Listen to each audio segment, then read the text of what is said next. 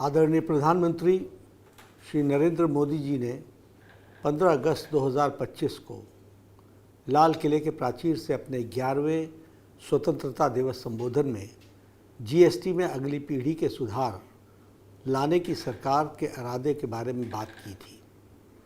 उनके यशस्वी नेतृत्व में केवल 20 दिन में ही जीएसटी काउंसिल ने ऐतिहासिक सुधार करते हुए तमाम ज़रूरी वस्तुओं पर टैक्स या तो ख़त्म कर दिया या फिर काफ़ी कम कर दिया है।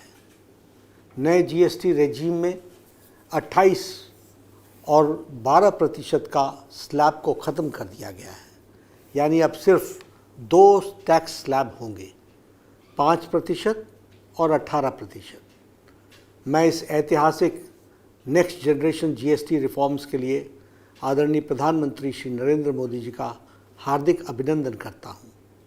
मैं इन सुधारों को ज़मीन पर उतारने के लिए वित्त मंत्री श्रीमती निर्मला सीतारमण जी, जीएसटी काउंसिल और भारत के सभी राज्यों के वित्त मंत्रियों को भी साधुवाद देता हूँ।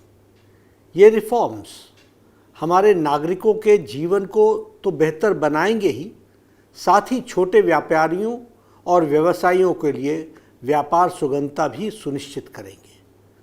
हमारी सरकार का लक्ष्य सिर्फ राजस्व संग्रह नहीं, बल्कि देश के हर नागरिक की जीवन गुणवत्ता सुधारना है। यह कदम निश्चित तौर पर देश की आर्थिक ताकत को मजबूती प्रदान करेगा और नई उम्मीदें जगाएगा। दूध, आटा सहित रोज़मर्रा की कई वस्तुओं पर जीएसटी को ज़ीरो कर दिया गया है।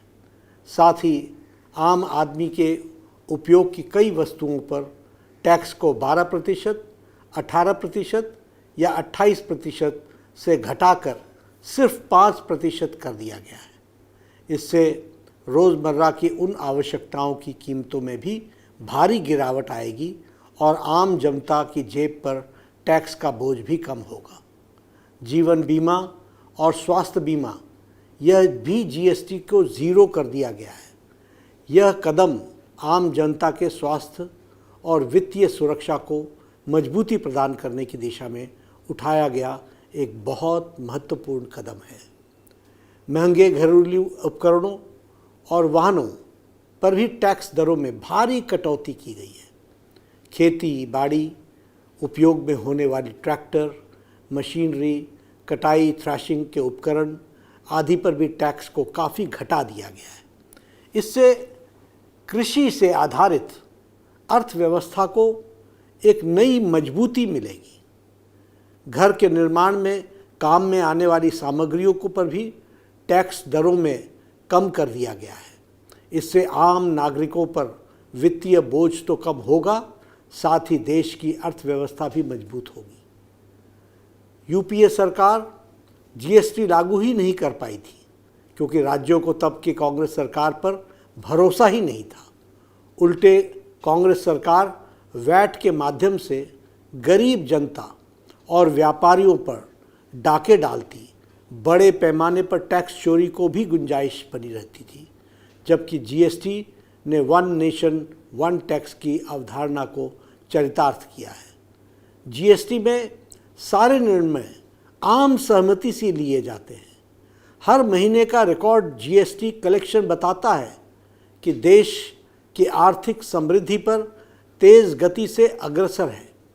कांग्रेस का दोहरा चरित्र यह भी है कि काउंसिल में तो उनके नेता समर्थन करते हैं, लेकिन बाहर राहुल गांधी उन्हीं फैसलों का विरोध करते हैं।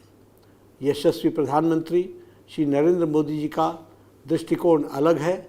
वो नागरिकों को वास्तविकता में राहत देने वाले बड़े कदम उठाना पसंद करते हैं। जीएसटी दरों में व्यापक संशोधन करके देशवासियों को दुर्गा पूजा, दशहरा और दिवाली से पहले ही प्रधानमंत्री जी ने देशवासियों को बम्पर गिफ्ट दिया है।